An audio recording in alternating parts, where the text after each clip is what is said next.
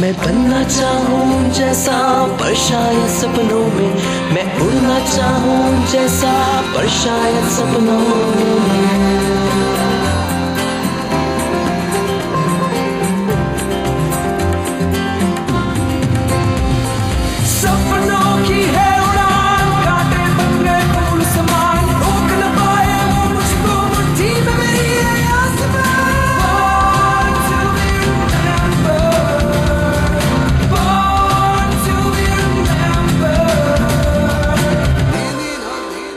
नमस्कार, सुप्रभात और गुड मॉर्निंग। मैं हूं आपके साथ आज Sandeep Bhatt. Welcome to another episode of born to be remembered, जहां हमारी कोशिश रहती है कि अपनी व्यस्त जिंदगी से कुछ पल निकालकर हम बातें करें उन बातों के बारे में, उन व्यक्तियों के बारे में जो हम में से किसी की भी प्रेरणा के स्रोत हो सकते हैं। दोस्तों, मेरे कुछ दोस्तों को ये शिकायत है कि मैं शो में बहुत बातें करता हूँ, इसीलिए आज बिना ज्यादा टाइम वेस्ट किए शुरुआत करते हैं इस खास दिन की एक खास क्लिपिंग से, जिसे सुनकर थोड़ा दिमाग लगाइए और ये आपको किसकी याद दिलाता है ये हमें बताइए। देखते हैं आप पहचान पाते हैं या नहीं।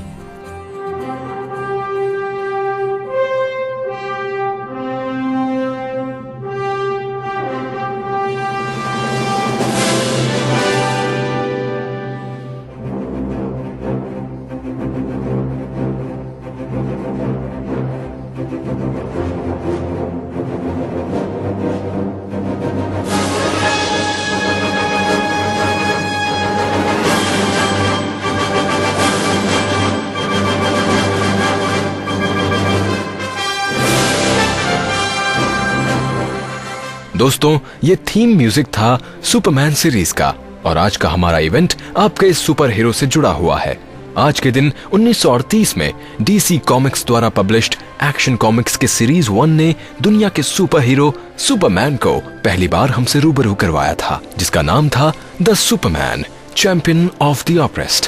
दोस्तों, शायद हम सभी ने कभी ना कभी इस सुपर हीरो की या तो कॉमिक्स पढ़ी होगी या फिर सुपरमैन सीरीज की कोई ना कोई फिल्म जरूर देखी होगी, पर शायद बहुत कम लोग ये जानते होंगे कि आखिर इस सुपरमैन को बनाया किसने था।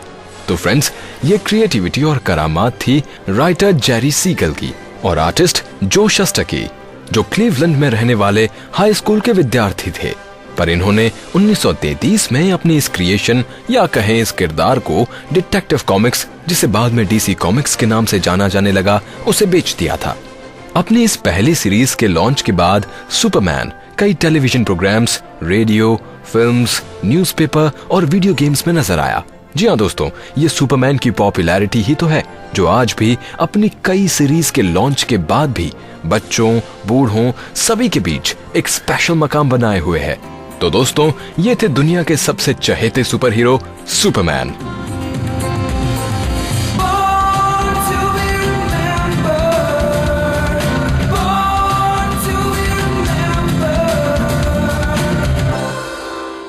फ्रेंड्स, आप सुन रहे हैं बॉर्न टू बी रिमेम्बर्ड और अब मैं जिनके बारे में बात करने जा रहा हूं वो तो आज खास सिर्फ हमारे लिए आसमान से नीचे जमीन पर आई हैं। और जानते हैं क्यों? जब भी इनका जिक्र कहीं होता है तो इनका मुस्कुराता चेहरा यूं सामने आ जाता है जैसे कि वो बस अभी हमारे साथ ही हैं। वो हमारे हिंदी सिनेमा के इस पूरी सदी की सबसे खूबसूरत अदाकाराओं में से एक हैं। इनकी नजाकत, इनकी सादगी और इनकी कशिश इतने सालों बाद भी आज के रंगीन बॉलीवुड को मात दे देती है। साथियों, मैं बात कर रहा हूँ सदी की सबसे लेजेंडरी एक्ट्रेस नरगिस दत्त के बारे में। चांदनी में हम तुम मिले तो वीरानी में भी आ जाएगी बहार, छूने लगेगा आसमां, छूने लगेगा आसमां, कहता है दिल और मचलता है दिल, मोरे साजन ले चल मुझे तारों के पार, लगता नहीं है दिल यहाँ, लगता नहीं है दिल यहाँ। दोस्तों, नरगिस का जन्म आज ही के दिन यानी 1 जून 1929 में हुआ। वैसे तो आपको पता है दोस्तों कि स्क्रीन पर नरगिस के नाम से शोहरत पाने वाली इस खूबसूरत अदाकारा का असल नाम फातिमा राशिद था। क्या आप जानते हैं कि नरगिस के पिता मोहन बाबू एक रईस पंजाबी ब्राह्मण थे और उनकी माँ जद्दन बाई एक जानी मानी हिंदुस्तानी क्लासिकल सिंगर और कंपोजर थी। तो फ्रेंड्स, शायद अब मुझे ये बताने की जरूरत नहीं कि अदाकारी का जादू नरगिस को अपनी माँ से विरासत में मिला था। और साथियों, यही वजह थी कि जल्द ही वो चाइल्ड आर्टिस्ट के रूप में रुपहले पर्दे पर पहली बार 1935 में आई। फिल्म का नाम था तलाशे हक। वो इस वक्त महज 6 साल की थी और यहीं से फातिमा राशिद बेबी नरगिस के नाम से जानी जाने लगी। इसके बाद बेबी नरगिस के रूप में 1942 में आई फिल्म तमन्ना में अभिनय करती नजर आई, जब वो 14 साल की थी। पर दोस्तों, सही मायनों में उन्होंने अपने फिल्मी करियर की शुरुआत 1943 में आई महबूब खान की फिल्म तकदीर से किया था। आइए सुनते हैं उसी फिल्म का ये रेयर गाना। मेरा देखा हो या ससुराल, मुझे दोनों तरफ का ख्याल, हाँ हाँ हाँ, मुझे दोनों तरफ का ख्याल, हाँ हाँ हाँ, मेरा मैका हो या ससुराल, मेरा मैका हो या ससुराल, मुझे दोनों तरफ का ख्याल, हाँ हाँ हाँ, मुझे दोनों तरफ का ख्याल, हाँ हाँ हाँ, मेरा मैका हो या ससुराल। इसके बाद नरगिस ने साल 1940 से 1960 तक हिंदी सिनेमा की सबसे यादगार फिल्में दी। उनकी ज्यादातर हिट फिल्मों में उनके ऑपोजिट काम किया दिलीप कुमार और राज कपूर ने। जैसे 1948 में नरगिस SU सनी द्वारा निर्देशित फिल्म मेला में दिलीप कुमार जी के साथ आई, तो वहीं 1949 में महबूब खान द्वारा निर्देशित प्रेम त्रिकोण पर आधारित फिल्म अंदाज में नरगिस ने दिलीप साहब और राज कपूर जी दोनों के साथ काम किया। जानते हैं दोस्तों, हिंदी सिनेमा के इतिहास में ये फिल्म बहुत ही खास है, क्योंकि ये इकलौती फिल्म है जिसमें दिलीप साहब और राज कपूर एक साथ नजर आए थे। में सब आपका इंतजार कर रहे हैं। पियानो उदास पड़ा है और शीला का नाच देखने के लिए सब बेकरार हो रहे हैं। आज की रात भी अजीब रात है। दुनिया की हर चीज बेकरार है। मैं भी अपने इस बेकरार दिल को चैन देने के लिए इसे कहीं दूर ले जा रहा हूँ। कहाँ? जहाँ किस्मत ले जाए। क्या हो क्या गया है आपको? मैं आपको नहीं जाने दूंगी। आप मुझे अब नहीं रोक सकती। पागल न बनिए, होश में आइए। होश में आ चुका हूँ, इसलिए तो जा रहा हूँ। दोस्तों, नरगिस और राज कपूर जी की ऑन स्क्रीन केमिस्ट्री ने भला किसे नहीं छुआ होगा। दर्शक उन्हें एक साथ देखने के लिए बेताब रहते थे और सिल्वर स्क्रीन पर जब भी वे साथ आए दर्शकों को अपना दीवाना बना गए। भला कौन भूल सकता है फिल्म श्री 420 की उस गरीब मगर समझदार विद्या को, जो अपने प्यार को सही रास्ते पर लाने के लिए हर संभव प्रयास करती है। दोस्तों, इसी फिल्म का ये गाना जिसे मन्ना डे और लता मंगेशकर जी ने सुरों में पिरोया था, आपके लिए मैं पेश करना चाहता हूँ। तो हाजिर है ये प्यारा सा गाना। प्यार हुआ इकरार हुआ है, प्यार से फिर क्यों डरता है दिल। प्यार हुआ इकरार हुआ है, प्यार से फिर क्यों डरता है दिल। कहता है कि रास्ता मुश्किल मालूम नहीं है कहाँ मंजिल। कहता है कि रास्ता मुश्किल मालूम नहीं है कहाँ मंजिल। क्या बात कही है ना। प्यार हुआ इकरार हुआ, प्यार से फिर क्यों डरता है दिल। दोस्तों, राज कपूर जी के साथ नरगिस की लगभग सारी फिल्में ब्लॉकबस्टर हिट साबित हुई थीं। उनकी फिल्म चोरी चोरी में तो उन्होंने सबका दिल ऐसा जीता था कि आगे चलकर 1990 में उस फिल्म की रीमेक आई। जानते हैं फ्रेंड्स, वो फिल्म कौन सी थी? आमिर खान और पूजा भट्ट की दिल है कि मानता नहीं। ये रात भीगी भीगी ये मस्त फिजाएं, उठा धीरे धीरे वो चाँद प्यारा प्यारा। ये रात भीगी भीगी ये मस्त फिजाएं, उठा धीरे धीरे वो चाँद प्यारा प्यारा। क्यों आग सी लगा के गुमसुम है चांदनी, सोने भी नहीं देता मौसम का ये इशारा। पर दोस्तों, सदी की इस बेहतरीन अभिनेत्री के फिल्मी सफर की जो सबसे मजबूत कड़ी थी, वो थी ऑस्कर नॉमिनेटेड और भारतीय सिनेमा का मील का पत्थर फिल्म मदर इंडिया।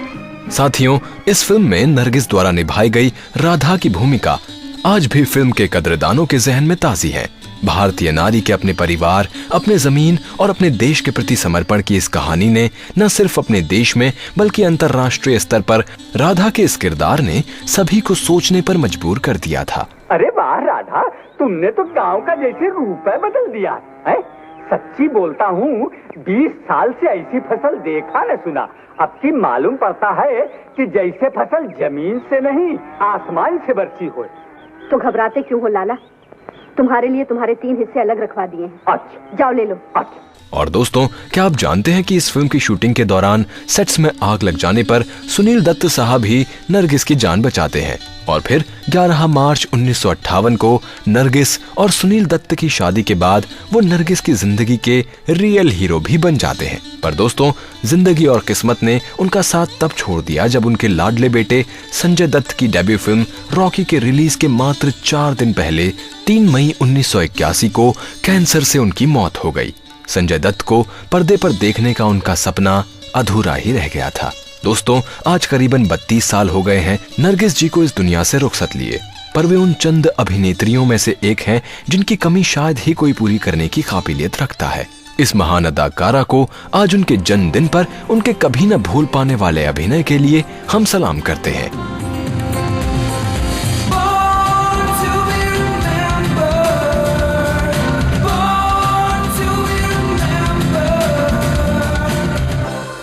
फ्रेंड्स, आप सुन रहे हैं बॉर्न टू बी रिमेम्बर्ड और मैं हूं आपके साथ संदीप भट्ट।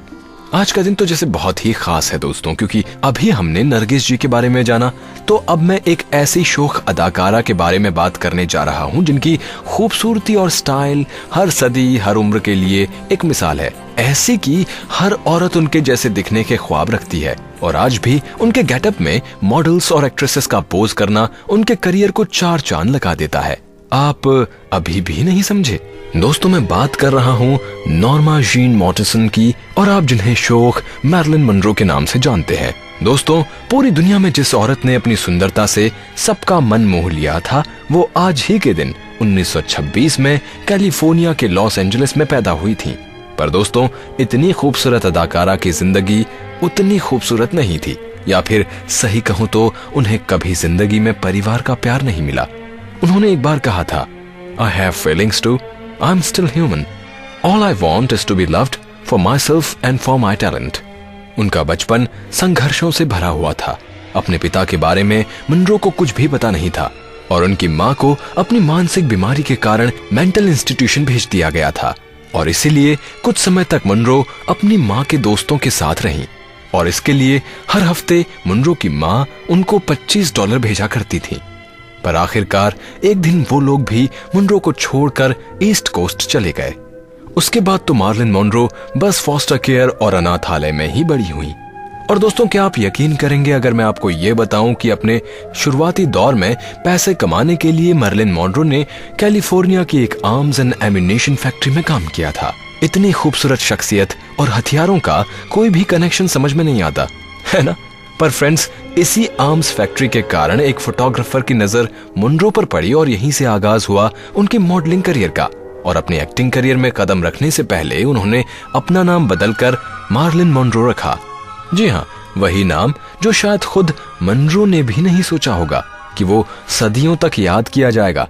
साल 1946 में मार्लिन मोनरो को अपना पहला फिल्मी कॉन्ट्रैक्ट मिला, पर साल 1950 तक उन्हें कुछ खास पहचान नहीं मिल पाई थी।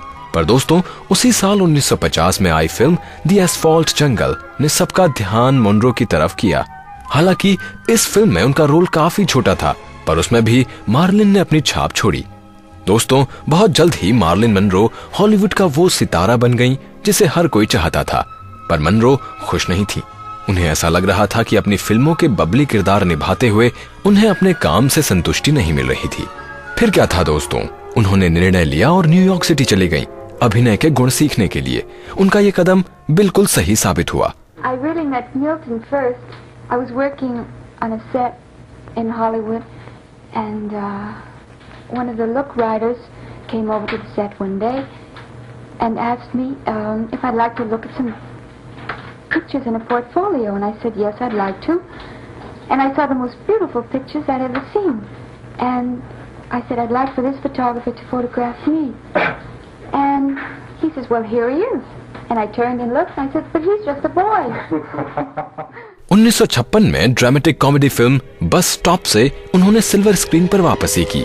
इस फिल्म की सफलता ने क्रिटिक्स को यह साबित किया कि मार्लिन मनरो सिर्फ खूबसूरत ही नहीं बल्कि एक बेहतर अदाकारा भी हैं। अपने फिल्मी सफर में मार्लिन मनरो को कई अवार्ड्स मिले, जिसमें से उन्हें अपनी film some like it hot के लिए बेस्ट एक्ट्रेस इन कॉमेडी का गोल्डन ग्लोब अवार्ड मिला। Come in. I thought I heard voices. I just had to talk to somebody. I don't feel like going to sleep. I know what you need, a slug of bourbon. Oh no, I'm off that stuff for good. Did you have a nice time? Nice. It was suicidally beautiful. Did he get fresh? Of course not. As a matter of fact, it was just the other way around. You see, he needs help. What for? Talk about elegant. You should see the yacht. Candlelight, mint sauce and cranberries. दोस्तों, जैसा कि मैंने आपको पहले बताया था कि Munro की घरेलू जिंदगी खूबसूरत नहीं थी, उसी तरह उनकी इस जिंदगी का अंत भी दुखद था। अगस्त 5, 1962 को जब वो सिर्फ 36 साल की थीं, उन्हें बहुत ही रहस्यमय ढंग से उनके लॉस एंजलिस के घर में मृत पाया गया। दोस्तों, आज 50 साल बाद भी मार्लिन मनरो जैसा कोई भी नहीं है। आज उनके जन्मदिन पर हम इस खूबसूरत अभिनेत्री को श्रद्धांजलि देती हैं, जो कहती थी कि I don't mind living in a man's world as long as I can be a woman in it। और इन लाइंस के बाद सुनते हैं उनका वो आखिरी इंटरव्यू जो उनकी मौत के सिर्फ 2 दिन पहले ही लिया गया था। There was no studio and no person. But the people did. There was a reaction that came in to the studio. I mean, standing there, you can't imagine. And they say, you know, you're the only star that they've got, or you're the only star. You know, and they look at me as if I was nuts.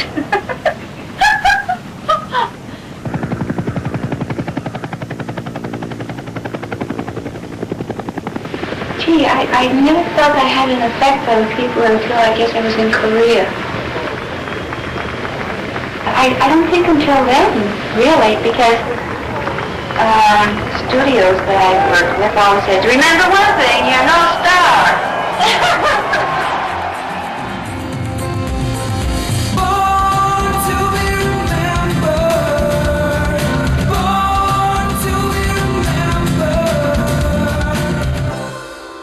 आप सुन रहे हैं born to be remembered और मैं हूं संदीप भट्ट। भाई, अभी तक तो हमने बातें की अभिनेत्रियों की, अब बात करते हैं एक अभिनेता की और ये जानते हैं कि इनकी असल जिंदगी हमारे हॉलीवुड या बॉलीवुड की कहानियों से कुछ खास अलग नहीं थी। इनका जन्म आज ही के दिन 1937 में मेम्फिस, टेनेसी में हुआ था और ये एक जाने माने अभिनेता ही नहीं, एक फिल्म निर्देशक और एक नरेटर भी हैं।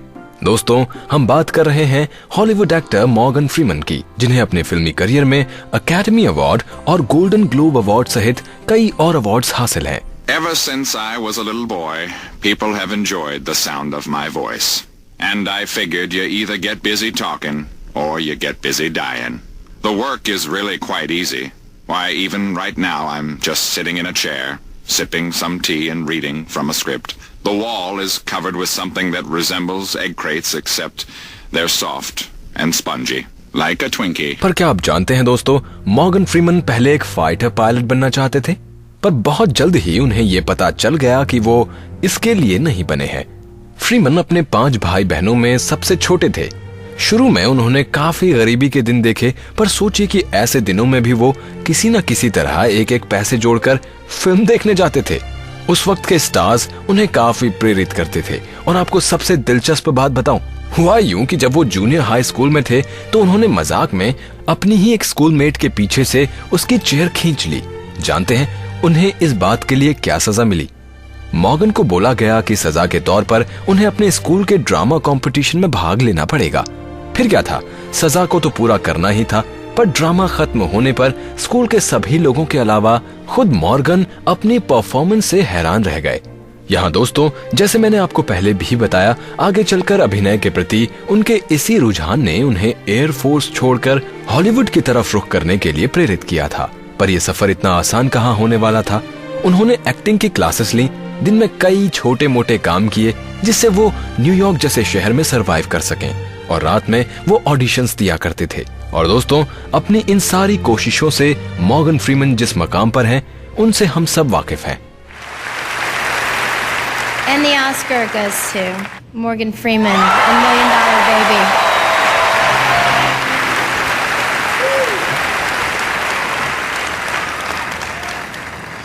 I want to thank everybody and anybody who ever had anything at all to do with the making of this picture. But I especially want to thank Clint Eastwood for giving me the opportunity to work with him again and to work with Hilary Swank. This was a labor of love.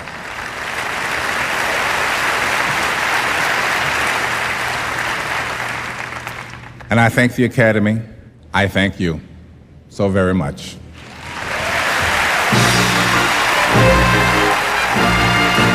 आज इस महान कलाकार को उनके जन्मदिन पर हम अपनी बॉर्न टू बी रिमेम्बर्ड की टीम की तरफ से और सभी श्रोताओं की तरफ से भी ढेर सारी शुभकामनाएं देते हैं।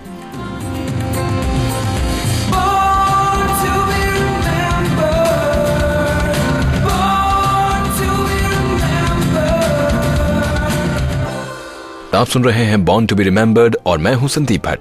अब हम चलते हैं सिनेमा से साइंस की ओर और बात करते हैं उस महान साइंटिस्ट के बारे में जो कि भारत के सबसे पहले लूना मिशन चंद्रयान 1 के प्रिंसिपल इन्वेस्टिगेटर है। और यही वो व्यक्ति हैं जिन्होंने सैटर्न ग्रह की रिंग्स में एक्स रेज की खोज की थी और बताया कि अर्थ्स ऑरोरा से भी सॉफ्ट एक्स रेज निकलती हैं। और दोस्तों यही नहीं, इन्होंने पहली बार जुपिटर और सैटर्न ग्रह से निकलने वाली एक्सरे फ्लेयर्स को भी डिटेक्ट किया था। साथियों, मैं यहाँ बात कर रहा हूँ senior scientist doctor Anil Bharadwaj की, जो आज के दिन 1967 में उत्तर प्रदेश के अलीगढ़ जिले में पैदा हुए थे।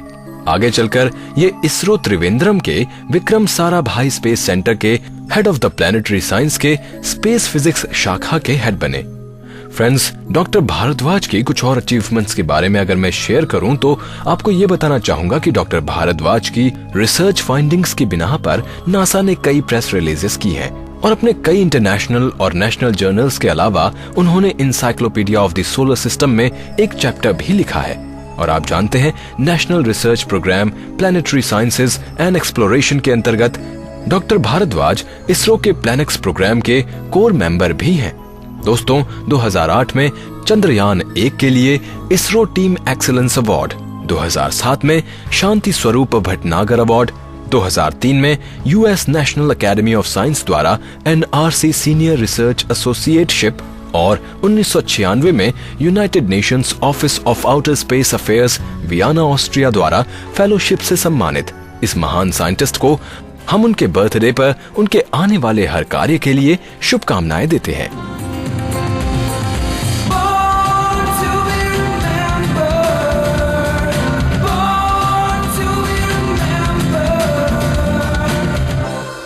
और इसी के साथ अब हम बढ़ते हैं हमारे अगले खिलाड़ी की ओर, जो सच में एक खिलाड़ी हैं, जिन्होंने 43 WTA singles titles, 7 grand slam single titles, जिनमें से 4 फ्रेंच ओपन टाइटल्स हैं, 1 ऑस्ट्रेलियन ओपन टाइटल है और 2 यूएस ओपन टाइटल्स शामिल हैं। और तो और इन्होंने 2004 के समर ओलंपिक्स में सिंगल्स गोल्ड मेडल अपने नाम लिखवाया है। दोस्तों, ये खिलाड़ी हैं जस्टिन एना, जो आज के दिन 1982 में लीज बेल्जियम में पैदा हुई थी। जस्टिन एना के कई प्रशंसक उन्हें जूजू के नाम से भी संबोधित करते हैं। Well, it's when you played only an hour, it's okay. When you played a long match after that, it's harder. But when you won, it's easier for sure. And no, it's part of our job, and it's normal that we give our feelings about what happened during the match, how we feel. So we have to deal with it all the time. It's a lot of pressure, a lot of expectations, of course, but it's part of an athlete's life, and I wouldn't say I enjoy it, but I really, I think, have a lot of respect also for the work of the press, and that's very important. कहते हैं उनकी सबसे बड़ी ताकत थी उनकी मानसिक शक्ति, उनके गेम में वैरायटी का होना, उनकी फुट स्पीड, फुटवर्क और उनका वन हैंडेड बैकहैंड। और दोस्तों, क्यों ना हो, वो सिर्फ 5 साल की थीं जब पहली बार उन्होंने टेनिस कोर्ट में कदम रखा था और 6 साल की उम्र में उन्होंने एक प्रतियोगिता के लिए अपना पहला ऑफिशियल टेनिस टेस्ट पास किया था। उनके पहले कोच ने जब उन्हें खेलते देखा तो वो भी समझ गए कि ये टेनिस की महान खिलाड़ी बनने वाली हैं। और फिर बस 5 हफ्तों के बाद कोच ने एना को प्राइवेट लेसन्स देना शुरू कर दिए। जानते हैं फ्रेंड्स, जब उन्होंने 14 मई 2008 में खेल की दुनिया से विदा लिया, तब वो दुनिया की नंबर 1 टेनिस प्लेयर थी और किसी भी खेल प्रेमी के लिए ये समझना मुश्किल नहीं होगा कि अगर ऐसा नहीं होता तो न जाने और कितने खिताब उनकी झोली में आते। बर्लिन में जस्टिन से हारने के बाद तो वीनस विलियम्स ने कहा था, She's got everything it takes to become the world's number one। तो फ्रेंड्स, आइए हम साथ में मिलकर अपने जनरेशन की इस महान खिलाड़ी को उनके इस खास दिन पर उन्हें ढेर सारे विशेष दें। Happy birthday Justin एनहा।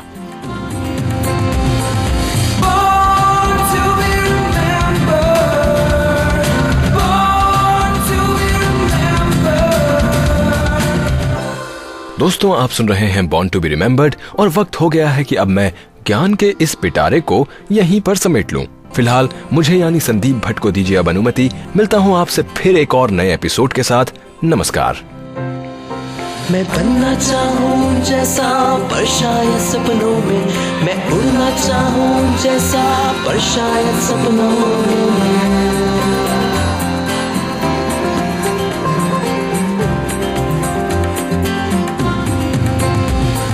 सपनों की है उड़ान, कांटे बन गए फूल समान, रोक न पाए वो मुझको मुट्ठी में मेरी है आसमान। Born to be remembered, born to be remembered।